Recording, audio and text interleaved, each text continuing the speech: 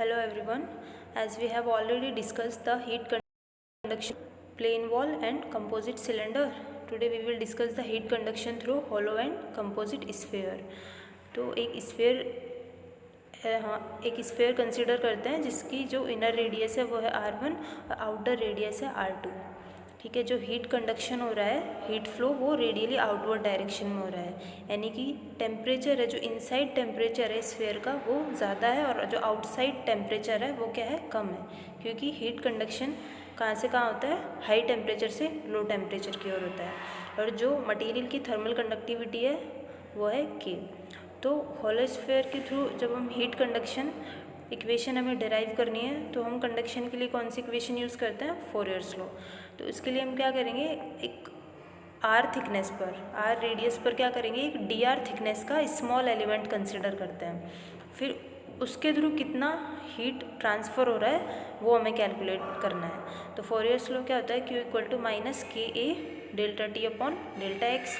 तो in case of plane wall वो क्या होता है कि लेंथ के अकॉर्डिंग, ठीक है, लेंथ के अलॉन्ग हीट का ट्रांसमिशन हो रहा है. लेकिन सिलेंडर के केस में और स्फेयर के केस में जो हीट ट्रांसमिट होती है वो रेडियली आउटवर्ड डायरेक्शन में होगी. ठीक है, तो क्या होगा, Q equal to minus KA dt upon dr. Sphere के लिए एरिया क्या होता है, 4πr². तो इसको रीअरेंज करने पर क्या आ जाएगी equation, Q dr upon r² equal to minus 4πK dt. Integrate कहाँ से कहाँ तक करेंगे, R1 से R2 और टेम्परेचर को T1 से T2. ठीक है, तो ये इंटीग्रेट करने पर जो हमारी फाइनल इक्वेशन आएगी, अब 1 अपॉन r² का इंटीग्रेशन क्या होता है, r-2. ठीक है, r की पावर -2, इसका इंटीग्रेशन करेंगे तो क्या हो जाएगा, -2 + 1 अपॉन, नीचे पे भी -2 + 1, तो वो क्या आ जाएगा, -1 अपॉन r. तो इंटीग्रेट करने पे जो फाइनल इक्वेशन आएगी वो हमारी क्या आएगी, Q अपॉन, ठीक है, Q इक्वल टू क्या आ जाएगा, 4πK R1 R2 T1 minus T2 upon R2 minus R1. या फिर Q equal to T1 minus T2, ये क्या हो जाएगा हमारा ड्राइविंग फोर्स. ठीक है, ड्राइविंग फोर्स क्या होता है हीट कंडक्शन के केस में, टेम्परेचर डिफरेंस. और जो रेजिस्टेंस है, थर्मल रेजिस्टेंस, वो स्फेयर के केस में क्या आता है, R2 minus R1 upon 4πK R1 R2. Plane wall के केस में थर्मल रेजिस्टेंस क्या होता है, L/K. सिलेंडर के केस में क्या होता है, R2 upon ln R2 upon R1 upon 2πK.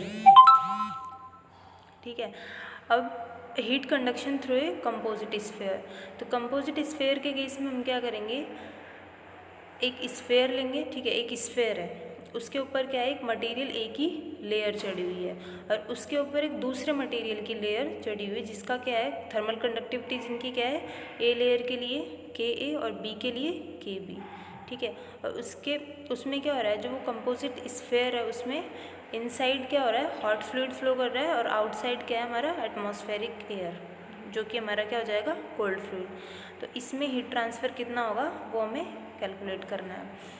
और इसमें हम क्या एज्यूम करेंगे कि जो हमारा स्फेरिकल जो सरफेस है वो क्या है, वो इनलेट और आउटलेट दोनों पे क्या है, इंसुलेटेड है, यानी कि हीट लॉस नहीं हो रहा है. तो जितना हीट फ्लो हॉट फ्लूइड से लेयर ए तक होगा उतना ही कहाँ से कहाँ तक होगा, लेयर ए से लेयर बी की तरफ. तो अब इनसाइड हमारा क्या है, हॉट फ्लूइड है, तो फ्लूइड में क्या होता है हमारा, कन्वेक्शन के थ्रू हीट ट्रांसफ़र होगा. ठीक है, तो कन्वेक्शन के थ्रू हीट ट्रांसफ़र क्या होता है, न्यूटन्स लॉ ऑफ कूलिंग से कैलकुलेट करेंगे, Q equal to HA delta T. Delta T कितना हो जाएगा हमारा, THF से T1. ठीक है, जो R1 तक हमारा स्फेयर है, या R1 पर टेम्परेचर क्या है, T1, ऐसे ही R2 थिकनेस तक T2, R3 तक T3, और जो एयर है उसका टेम्परेचर है TCF. ठीक है, तो जो हीट फ्लो हो जाएगा वो कहाँ से कहाँ तक होगा, पहले होगा हमारा THF से T1, वो किसके थ्रू, कन्वेक्शन के थ्रू. ठीक है, तो HF into area 4πr1² into THF minus T1. फिर लेयर ए से लेयर बी तक क्या होगा हमारा, कंडक्शन के थ्रू हीट ट्रांसफ़र. तो स्फेयर के लिए हमने अभी क्या कैलकुलेट किया था कि T1 minus T2 upon R2 minus R1 upon 4πK R1 R2. फिर लेयर बी में क्या होगा, वो भी कंडक्शन के थ्रू हीट ट्रांसफ़र होगा.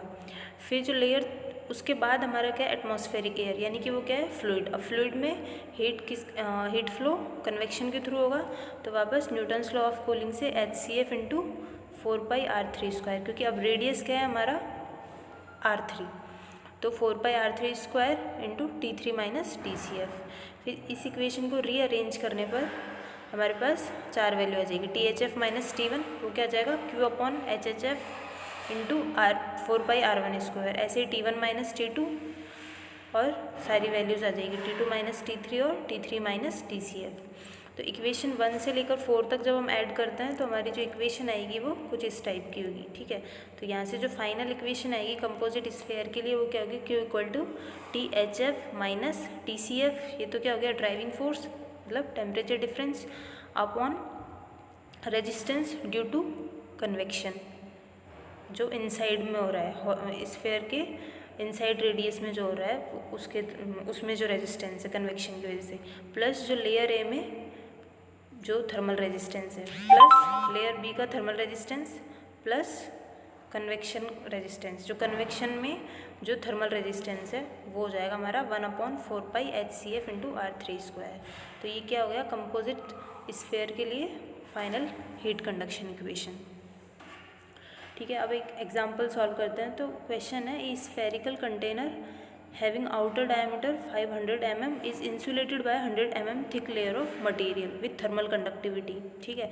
मतलब एक कोई स्फेरिकल कंटेनर है जिसका हमें आउटर डायमीटर दे रखा है, वो कितना दे रखा है, 500 mm, यानी कि डायमीटर 500 है तो रेडियस कितनी हो जाएगी, 250 mm, ठीक है। उस पे 100 mm थिकनेस की एक लेयर चढ़ी हुई इंसुलेटिंग मटेरियल की, ठीक है। तो ये हमारा क्या हो जाएगा, DR।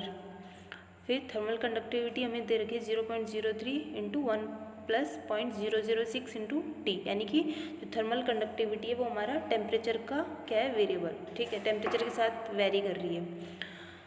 If the surface temperature of sphere is -200 degree centigrade and temperature of the outer surface is 30 degree centigrade, ठीक है। अब जो इनसाइड टेम्परेचर है वो हमें गिवन है -200 और जो आउटर सरफेस का टेम्परेचर है वो कितना है, 30। तो कैलकुलेट करना है हीट फ्लो। अब हमने जो डेरिवेशन किया था उसमें हमने क्या एज्यूम किया था कि हमारा जो हीट का ट्रांसफ़र है वो रेडियली आउटवर्ड डायरेक्शन में हो रहा है, यानी कि इनसाइड टेम्परेचर ज़्यादा था और आउटसाइड टेम्परेचर कम था। इसमें क्या है, आउटर सरफेस का टेम्परेचर ज़्यादा है और इनसाइड टेम्परेचर क्या है, माइनस में है, यानी कि हीट का ट्रांसफ़र कहाँ से कहाँ होगा, आउटर साइड से इनसाइड, ठीक है। तो R1 कितना हो गया, 250 mm, मीटर में करेंगे तो 0.25 mm। R2 कितना हो जाएगा, R1 प्लस जो उसकी थिकनेस है, ठीक है। तो 250 प्लस 100 यानी कि 350 mm, जो कि 0.35 मीटर हो गया। अब कंडक्टिविटी हमें गिवन है टेम्परेचर के फॉर्म में, ठीक है। अब टेम्परेचर हम क्या लेंगे, क्योंकि हमें इनसाइड टेम्परेचर दे रखा है और आउटसाइड टेम्परेचर दे रखा है, तो हम क्या लेंगे, इसका एवरेज टेम्परेचर, ठीक है। तो हमारा जो मीन थर्मल कंडक्टिविटी होगी वो किस पे आएगी, जो उसका मीन टेम्परेचर होगा, यानी कि इनलेट कितना था, -200 प्लस आउटर टेम्परेचर 30, तो उसका एवरेज निकाल लेंगे, तो वो इसमें टेम्परेचर की वैल्यू पुट कर देंगे, तो जो हमारी थर्मल कंडक्टिविटी का मान आएगा वो आएगा 0.0147 वाट पर मीटर सेंटीग्रेड, ठीक है। Now we have to calculate heat conductor through sphere, ठीक है। तो वो हमने क्या कैलकुलेट किया था, ΔT upon R2 minus R1 upon 4πK R1 R2। ΔT क्या होगा हमारा, आउटसाइड टेम्परेचर, क्योंकि वो यहाँ पे हीट कंडक्शन बाहर से अंदर की तरफ हो रहा है, तो टेम्परेचर कौन सा ज़्यादा है, 30 minus -200 upon R2 minus R1। तो ये सारी वैल्यूज़ पुट करने पे हमारा हीट कंडक्शन का मान कितना आ जाएगा, 37.17 वाट।